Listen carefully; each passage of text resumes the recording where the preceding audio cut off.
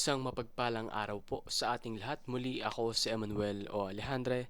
Ito ang aking daily devotion ngayong November 13. And for today, ating aalamin kung sino nga ba talaga si Yahweh. Now that, have to go back to Exodus chapter 3 verse 14 to 15, which states, God said to Moses, I am who I am. This is what you are to say to the Israelites. I am has sent me to you. God also said to Moses, say to the Israelites, the Lord, the God of your fathers, the God of Abraham, the God of Isaac, and the God of Jacob, has sent me to you. This is my name forever, the name you shall call me from generation to generation. Now, to give a few context, no? This is the time wherein si Moses ay kinontak ni God through the burning bush, kung saan nag-aapoy yung bush pero hindi ito nasusunog, no? Kaya nung time na yon talagang napahiwatig si Moses at napatanong na lang siya, okay, sige, ipapalaganap ko yung utos mo at papalayain ko yung mga Israelites. Pero ano yung pwede kong gamiting alias or pangalan mo na sasabihin ko sa kanila? And this is God's response. I am who I am. And yung translation nito is Yahweh. No? Yahweh is God's covenant name revealed to Moses, meaning I am who I am. It declares his self-existence, faithfulness, and unchanging nature. So, yung Yahweh daw po, ang ibig sabihin nito is, unang-una, Yahweh is self-existent eternal God. Wala pong gumawa sa ating Panginoon. Walang gumawa kay Yahweh. Kumbaga, hindi nga siya bound by the laws of time because He is eternal. Ibig sabihin na to, yung ating Panginoon ay walang pangwakas at walang pangsimula. He existed long before creation. And hindi mo mapipinpoint kung kailan yung simula niya because He is eternal. Kumbaga, you cannot explain the limitations of God, for He has no limitations, diba? And that also includes time. God existed long before time. So, therefore, He is self-existent. And another meaning of Yahweh is God's personal covenant name. Ibig sabihin po nito, pag naririnig mo yung Yahweh, naaalala mo yung mga promises na binitawan ni God sa Bible, sa mga scriptures. And kapag naririnig mo yung Yahweh, magkakaroon ka ng security. Because this means that is His name, His alias for the covenants. Covenants, ibig sabihin yung mga promises, kasunduan, no?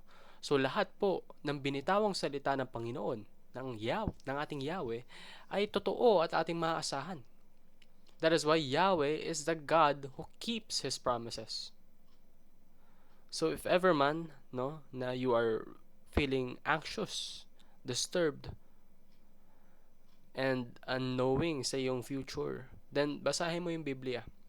Know the promises given to us by God, given to us by Yahweh, and know that these promises are true. So, as His ambassadors, supposedly, no, kasi ito yung talagang binigay na mission sa atin ng ating Panginoon to be His ambassadors here on earth, we need to be trustworthy and reliable. Kung si Yahweh nga, yung kanyang salita pa lamang ay nangangahulugang hindi siya magkakaroon ng pangakong hindi niya tutuparin, kumbaga lahat ng pangako tutuparin niya, then dapat ganun din tayo. Dapat lahat ng salitang lumalabas sa ating bibig ay purong katotohanan. And now I myself am guilty of this. I have lied many times, and many times I have suffered the consequences of those lies. That goes to show na hindi talaga magandang magsinungaling. In fact, it's the exact opposite of good.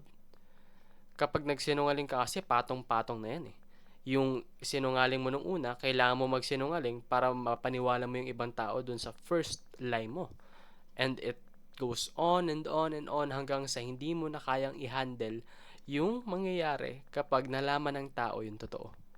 So, why not follow the footsteps of Yahweh? And also, be trustworthy and reliable. Para sa lahat ng binibitawan mong salita, kaya mong pangatawanan. Kasi kayang pangatawanan ng Panginoon lahat ng binanggit niya, binitawan niya sa Biblia. So aspire to be an unbiased truth teller. bilang mga tao nagre-represent sa ating Panginoon as His creation, we need to be the first ones to tell others the truth. Kahit na maaari silang masaktan. Well, of course, we can tell them it in a gentle way, no? Pero hindi natin kailangang mag-sugarcoat to the point na nagsisinungaling na tayo sa tao. Lagi po nating tatandaan, no? If you would lie sa isang tao, and once nalaman nila na nag-lie ka pala, yung trust na binigay nila sa'yo, that will never be the same. Kahit na isang beses ka lang nagsinungaling, that trust will never be returned. So yes, be an unbiased truth teller kahit na masakit, because knowing the truth is freedom, no? So abide in the promises of Yahweh. Ibig sabihin po ng abide, kumbaga, pwede mong sandalan, pwede mong asahan, pwede mong panghawakan, dahil yung mga pangako po ng Panginoon magkakatotoo. So, yun lamang po ang aking daily devotion. Hopefully, mas nakilala nyo kung sino si Yahweh at kung ano yung nire-represent ng pangalan niyang Yahweh and how it came to be. And before I would like to end, let us pray. Bow down your heads, feel the presence of the Lord. God, Yahweh, thank you for being an eternal God that always keeps His word, no matter what. For that is your unchanging nature. You are my one and only trustworthy God. And I am forever grateful because I am secure in your words and your promises.